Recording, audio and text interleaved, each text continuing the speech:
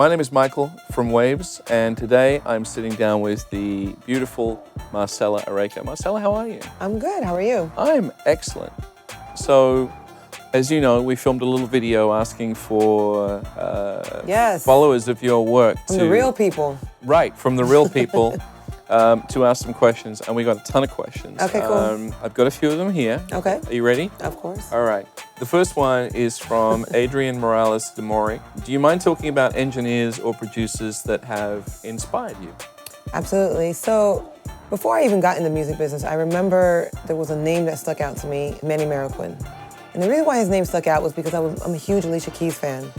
And I remember when I used to listen to her albums, this was back in the day when you can actually read credits on on the inserts. I would read his name on all of them with this, mixed by.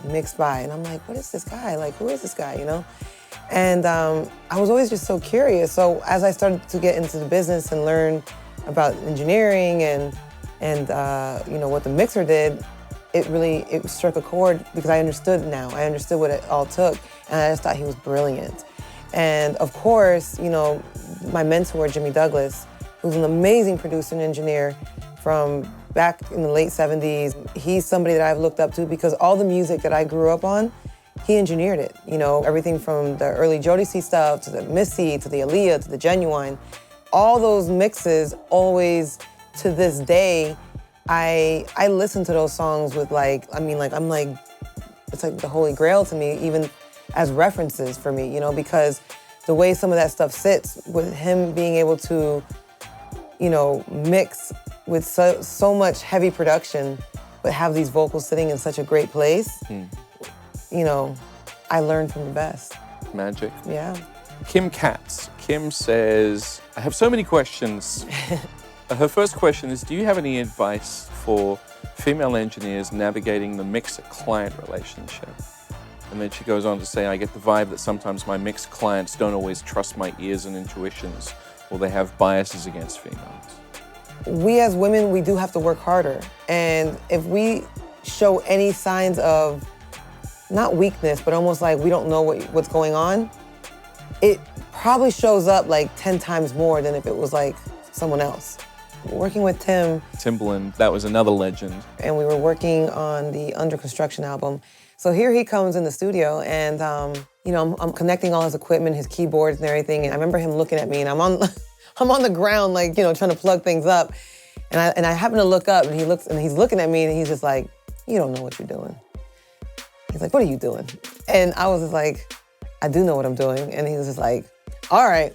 But that's Tim. He's very, he's playful like that. It wasn't like he was being for real. So I just didn't take it, whatever. But, he's somebody that you definitely have to prove yourself to. So you just have to be really in tune with what's going on in the song. You should have some kind of reference points. You should have a thorough understanding on who you're working for, what they're looking for, and what in the end do they want. So I guess my advice to you is, before you sit down with a client and mix, ask as many questions as possible before you start the song on what they want. It's all about attitude. It's all about being able to understand what they're conveying. You have to kind of be quick on your feet. So you've done an awful lot over the years for empowerment for women in a broader sense, and also in the music industry. Tell me a bit about what was going through your mind when you started the foundation. Red Bottoms Foundation. That's the one. Well, I wanted a place to where I could create an environment for women, because in this industry, what I noticed right off the bat is the lack of women that work in this field. And I really wanted to find a place to where I could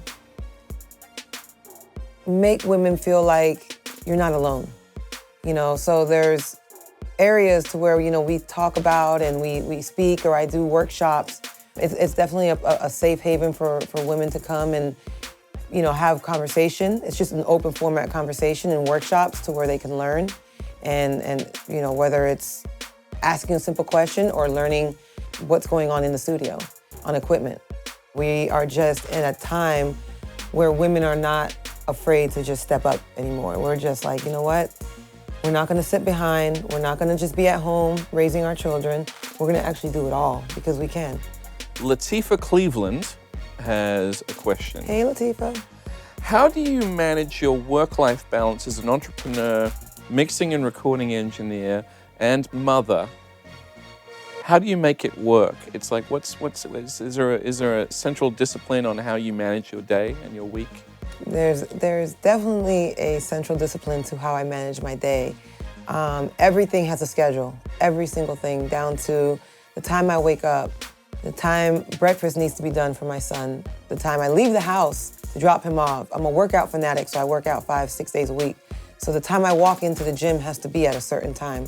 The time I walk out, everything is literally a structure. And the only way that I can deal with the craziness of the business, because that is a little bit harder to structure. Because like I said, I would love to come to work and say, today I'm gonna work from 9 to 5, but that's not what's gonna end up happening. So the way to do it is the things that you can structure in your life, you need to have that structured. And the things that you can't, they can kind of start falling, on the wayside. What will suffer in the end will probably be your sleep.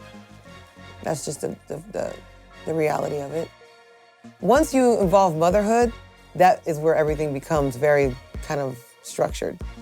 Before motherhood, I was a little bit more flimsy with my schedule because I didn't have the responsibility of taking care of another human being. Eduardo Sturman has a good question. He wants to know, who really approves the final mix? The artist, the mixer, the producer, or the label? So in the end, it's always a funny question because I get this question a lot everywhere I go. Who approves the mix? Honestly, it's a collaboration of everyone because everybody at this point is invested in the project. Obviously the artist, obviously the producer, the mixer, and the A&R or the label rep. Somebody from the label will have a say. Now, who ultimately has more of the final say? The gap, the final, it would really come down, if it really came down to, like if it was four heads like just battling out, it would come back down to the producer and artist, and who would win in the end would probably be the artist, if they're established. And you're just coming off the street and it's your first album, you don't really get a say. So maybe the producer in that play. Right. Yes. We have a question here from Tara Grace Brain. What does your vocal chain look like if you were using a mixture? I'm assuming it's a mixture of hardware and software. Is there anything that is a go-to for you that you automatically think, okay, I'll put this on first and then decide, say, for example, if I'm going to use it? Oh, absolutely. So, just even off the bat, in the Waves Renaissance bundle, the R compressor, the R Vox, and the R de-esser are definitely going to be in my vocal chain. The R Vox is an optional. The R Vox is one of the last things that I put in the chain if I feel like I'm not getting enough presence.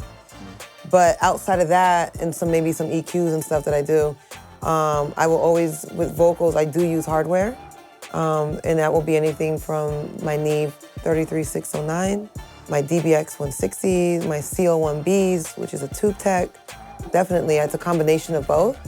Are those the only things that I use in every vocal chain? No. But are those like my automatically go-tos? Yes. I can honestly open up 100 sessions. I will let somebody come in or open up 100 sessions and you will find that in most, if not all, my vocal chains, an R compressor and de-esser.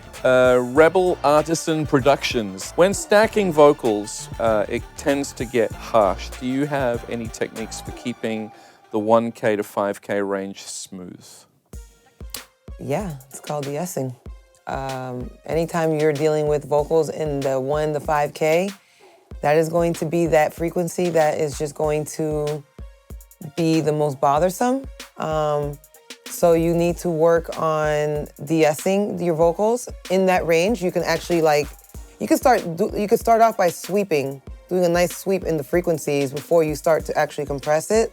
But de-essing is going to be your best friend when you're dealing with anything in the harsh vocal range.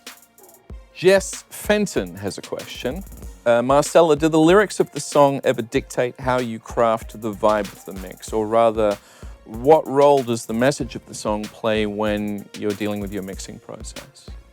when I'm mixing, and there's definitely, certain lyrics, the best way I can probably talk about this is like with my effects. Like if I want something to stand out, a lyric, or a certain, like let's say like a certain stack of backgrounds, like I'll add like a really cool effect on it just to kind of give it its own character, or I'll just start to delay like a word just so it has its own, like you're gonna remember that part. Right. So I give it something special.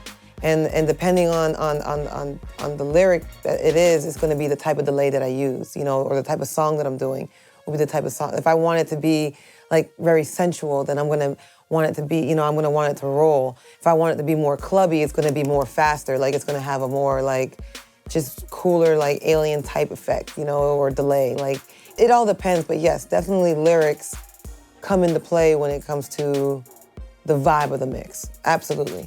Question here from Brent Byrne. What separates you and differentiates you and your mixes from other mixing engineers?